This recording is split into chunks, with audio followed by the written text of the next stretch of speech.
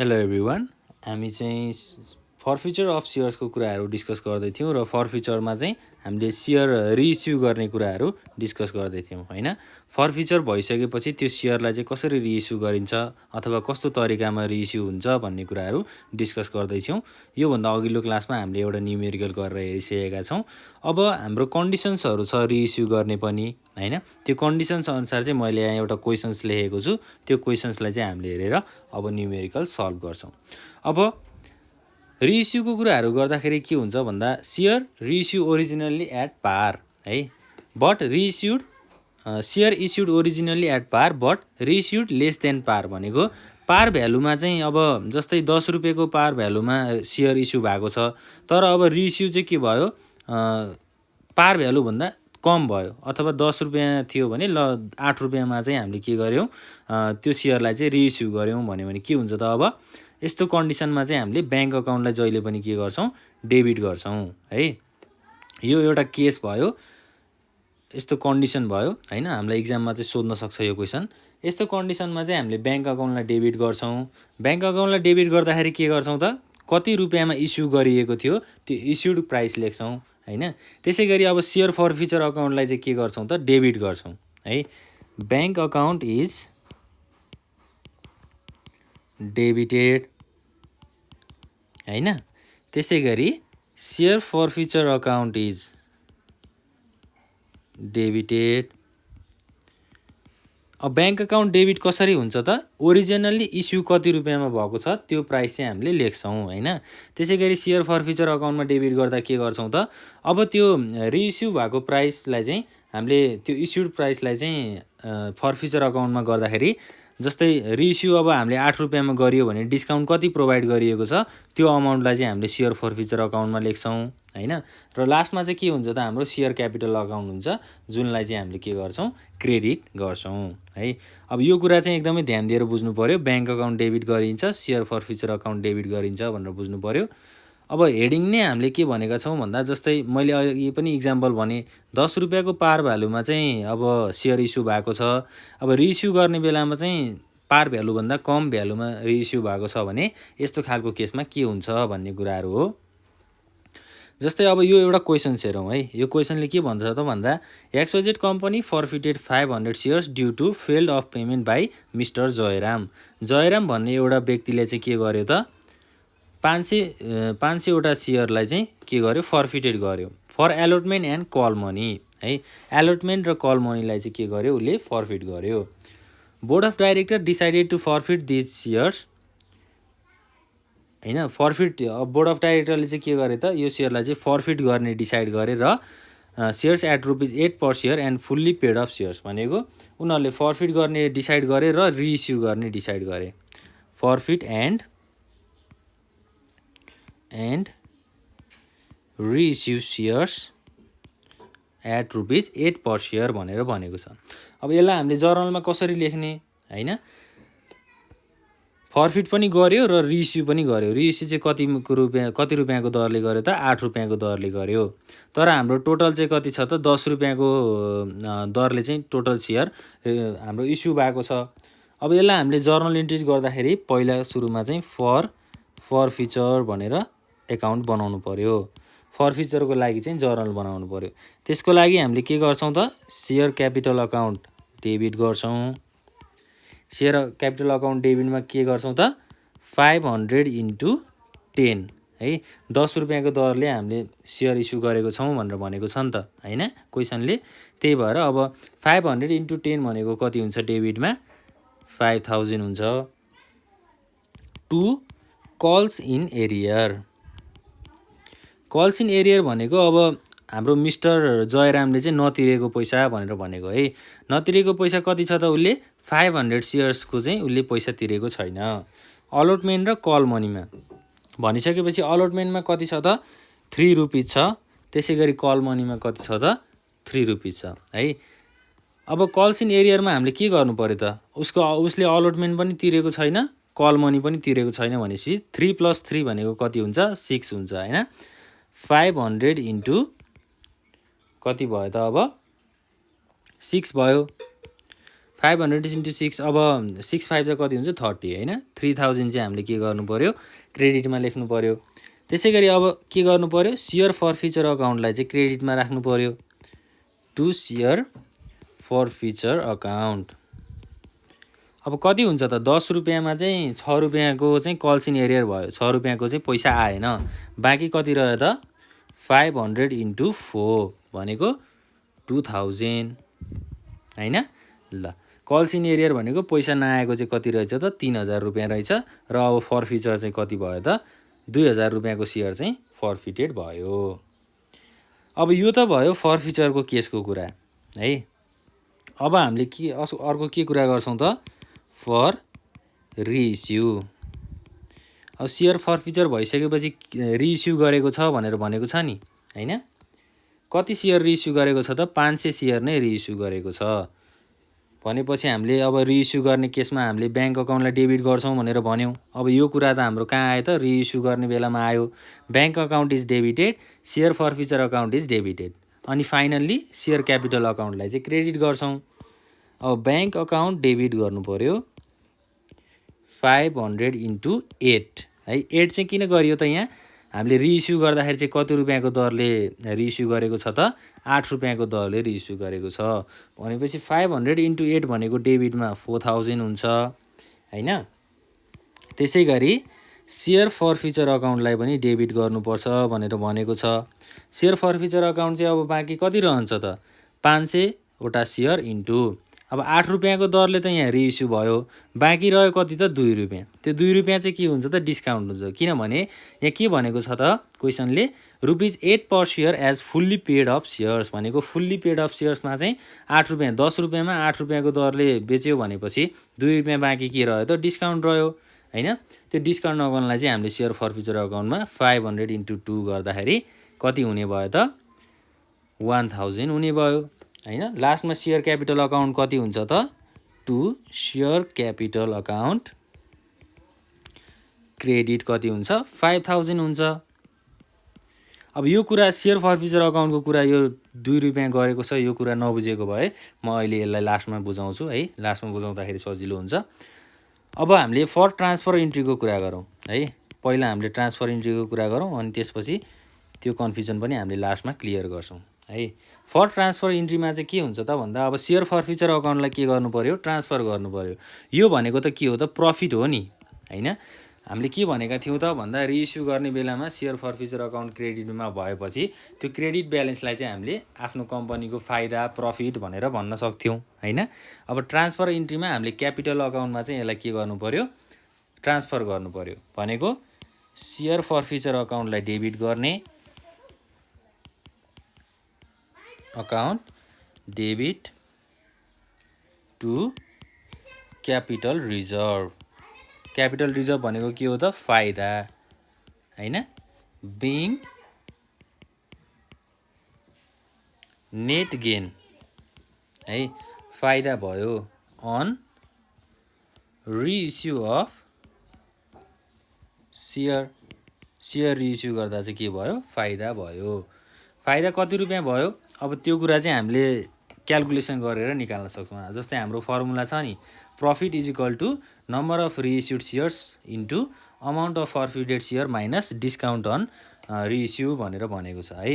यो कुराहरू चाहिँ हामीले अब क्यालकुलेसन गरेर पनि निकाल्न सक्छौँ। जस्तै फर्मुला के छ त profit is equals to number of reissued share into amount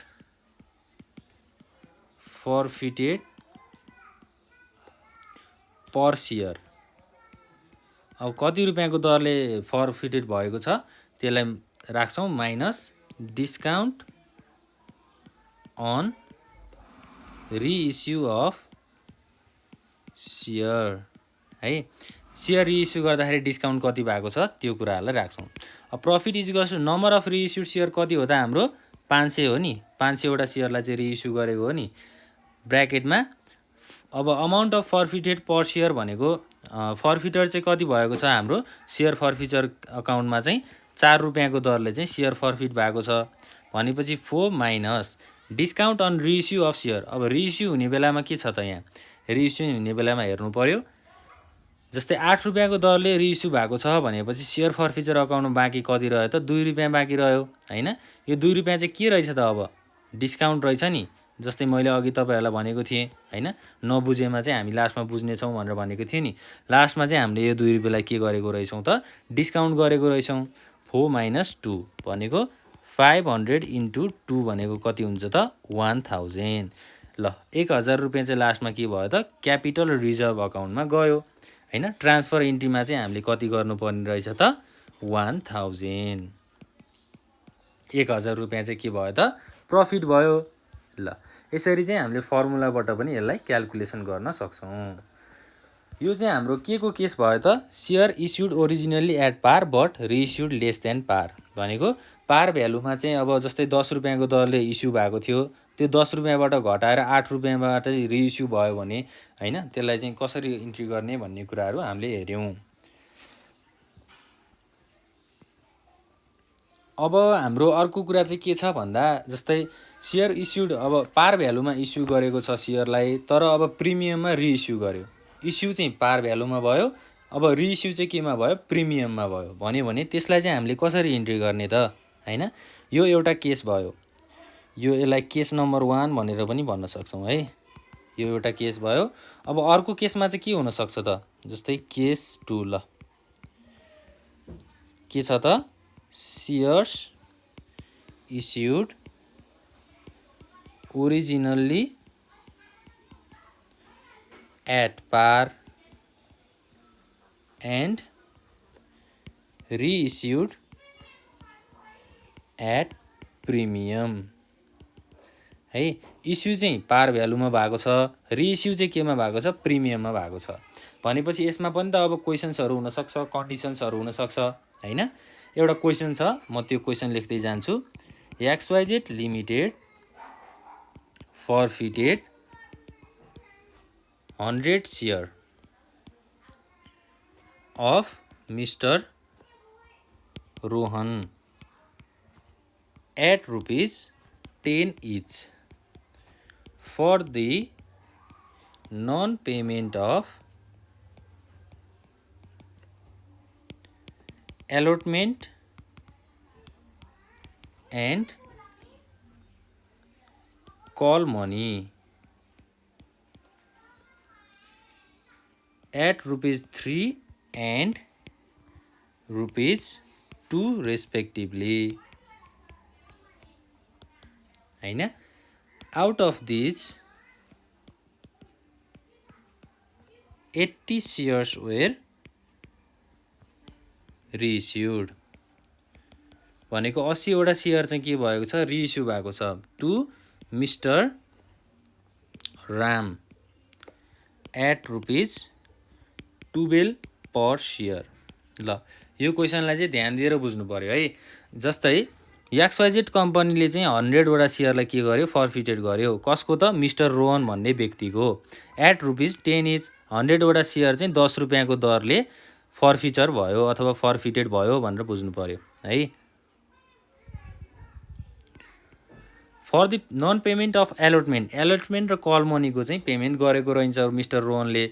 अब एलोटमेन्टको 3 रुपियाँ भयो, कल मनीको 2 रुपियाँ भयो हैन। आउट अफ दिज 80 वटा सेयर चाहिँ के भयो, रिइस्यु भयो to mister Ram at ₹12 per share. अब 10 रुपियाँको दरले माथि इस्यु भएको छ भनेर भन्यो, यहाँ तल चाहिँ रिइस्यु कतिमा भयो, 12 रुपियाँमा भयो भनेपछि यो केस के रहेछ त, प्रिमियमको केसहरू रहेछ हैन। पार भ्यालुभन्दा धेरै भ्यालुमा चाहिँ सेयरहरू रिइस्यु भयो नि त, त्यही भएर हामीले यसलाई प्रिमियम भन्यौँ त। अब यसको जर्नल इन्ट्रिज बनाउँदा के हुन्छ त, जस्तै अब फर्स्टमा त सेयर क्यापिटल अकाउन्ट हुन्छ हैन। क्यापिटलमा कति आयो त, 100 वटा सेयर इन्टु 10।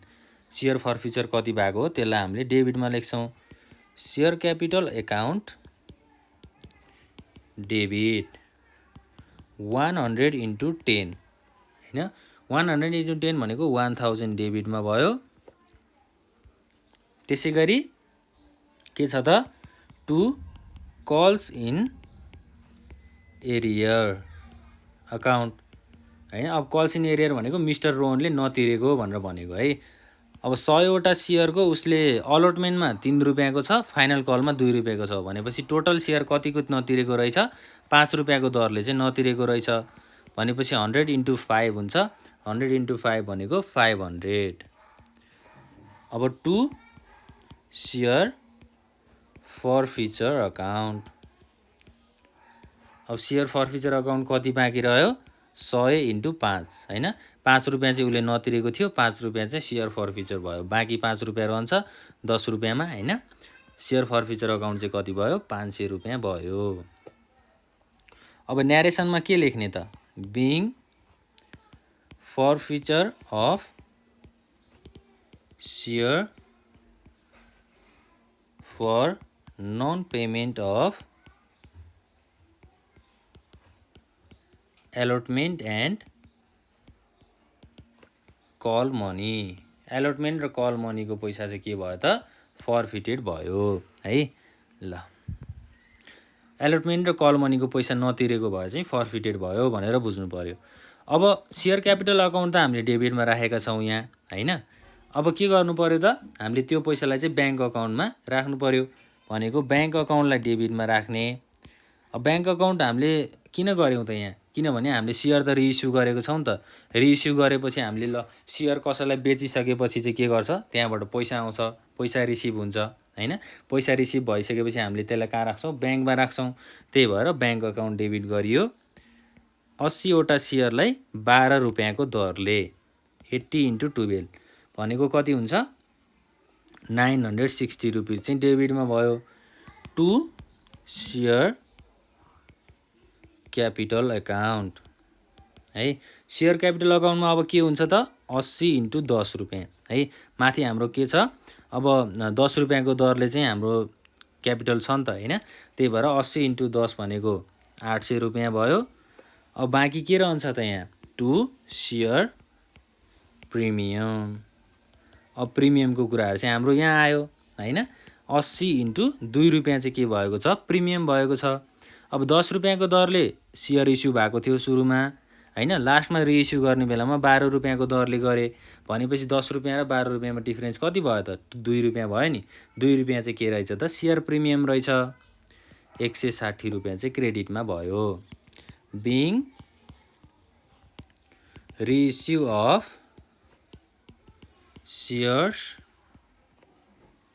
Of ₹10 at ₹12। ल यसरी चाहिँ हामीले सेयर प्रिमियमको अकाउन्टलाई राख्छौँ। अब यहाँ के भयो त? सेयर प्रिमियम भयो हैन। अब हामीले सेयर फर अब क्यापिटल रिजर्भमा कति पैसा राख्ने त है? त्यो कुराहरू पनि भयो। अब हामीलाई प्रफिट कति भयो भन्ने कुराहरू चाहिँ हामीले हेर्नु पर्यो हैन। अब यहाँ के हुन्छ त?